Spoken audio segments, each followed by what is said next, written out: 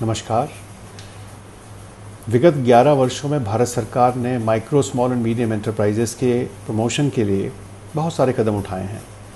उनमें से 11 महत्वपूर्ण कदमों का संक्षेप में एक परिचय मैं आपके सामने रखना चाहता हूँ। सबसे पहले पब्लिक प्रोक्योरमेंट। माइक्रो और स्मॉल और मीडियम एंटरप्राइजेस के लिए, खासकर माइक्रो एंड स्मॉल एंटरप्राइजेस के लिए, सेंट्रल गवर्नमेंट की परचेजेस में 20% की मैंडेटरी एक पॉलिसी रही है मैंडेटरी परचेज़ की, उसको बढ़ाकर 25% किया गया। इमरजेंसी क्रेडिट लाइन, जो कि कोविड के दौरान बहुत ही महत्वपूर्ण पॉलिसी डिसीजन था, जिसमें एमएसएमईज जो अफेक्ट हुए उनको आउटस्टैंडिंग अमाउंट का 20% कोलेटरल फ्री लोन के रूप में दिया गया, जिससे बहुत सारे स्मॉल इंडस्ट्रीज़ को फ़ायदा हुआ। तीसरा, क्रेडिट गारंटी स्कीम्स, जिसके तहत माइक्रो और small enterprises, medium enterprises collateral free loan लेते हैं। उसकी सीमा जो पहले 2 करोड़ थी उसको बढ़ाकर पहले 5 करोड़, उसके बाद 10 करोड़ कर दिया गया। चौथा, मुद्रा योजना के तहत करीब 10 लाख रुपए तक का loan collateral free self employment के लिए मिलता है, जिसका 50 करोड़ से ज़्यादा लोगों ने फ़ायदा उठाया है। इसके साथ साथ मशीन को ख़रीदने के लिए कोलेटरल फ्री लोन की भी व्यवस्था की गई है, जिसके तहत 10 करोड़ रुपए तक का लोन मशीन परचेज करने के लिए कोलेटरल फ्री उपलब्ध है।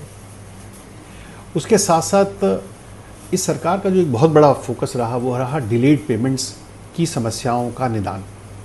उसके तहत सबसे पहले तो जो एमएसएमई एक्ट के तहत प्रावधान थे उनको स्ट्रेंथन किया गया, मजबूत किया गया। समाधान पोर्टल को लॉन्च किया गया ताकि समस्या कितनी बड़ी है ये पता लग सके, और सारे जितनी भी facilitation councils with in states हैं उनको सबको इस माध्यम से जोड़ा गया।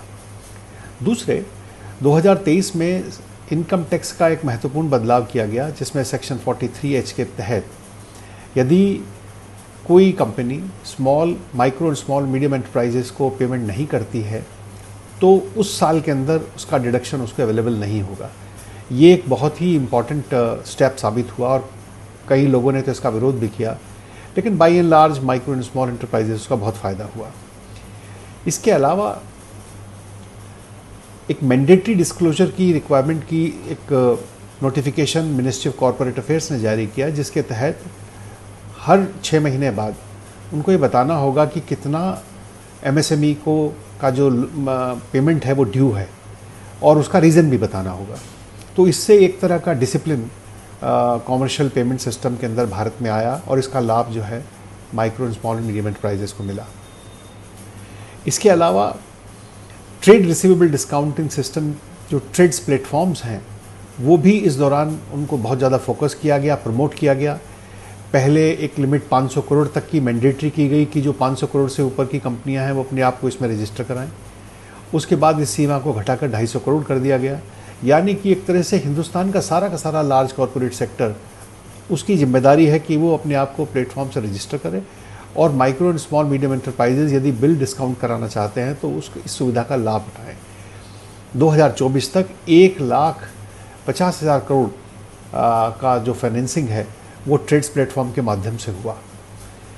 इसके अलावा फॉर्मलाइजेशन ऑफ एमएसएमई एक बहुत ही इम्पॉर्टेंट स्टेप गवर्नमेंट ने लिया, जिसके तहत उद्यम पोर्टल को लॉन्च किया गया, और सभी राज्य सरकारों को और डिस्ट्रिक्ट स्तर पर अभियान चलाकर माइक्रो एंड स्मॉल एंटरप्राइजेस को इसमें रजिस्ट्रेशन के लिए प्रेरित किया गया।